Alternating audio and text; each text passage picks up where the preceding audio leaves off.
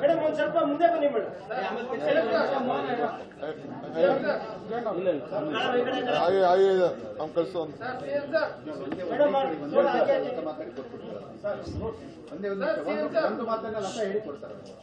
ಅದೇ ಎಲ್ಲ ಮಾಧ್ಯಮದ ಮುಂದೆ ಒಂದು ಮಾತು ಹೇಳ್ಬೇಕಂತ ಹೇಳಿದ್ರೆ, ನಮ್ಗೆ ಮುಖ್ಯವಾಹಿನಿಗೆ ಬರೋದಕ್ಕೆ ಮಾನ್ಯ ಮುಖ್ಯಮಂತ್ರಿಯವರು ತುಂಬಾ ಗೌರವದಿಂದ ಮತ್ತೆ ಬಹಳ ಪೂರ್ವಕವಾಗಿ ನಮ್ಮನ್ನು ಗೌರವಿಸಿದ್ದಾರೆ.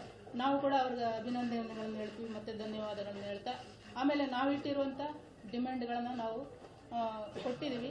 ಅದನ್ನು ನಾವು ಆಮೇಲೆ ನಾವು ಮಾತಾಡ್ತೀವಿ.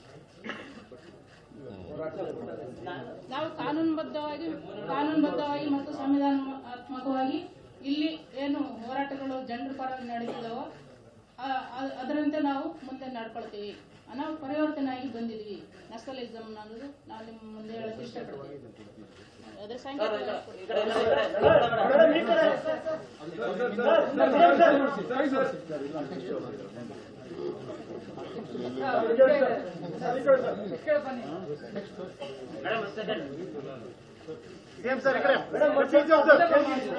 ಮುಂದೆ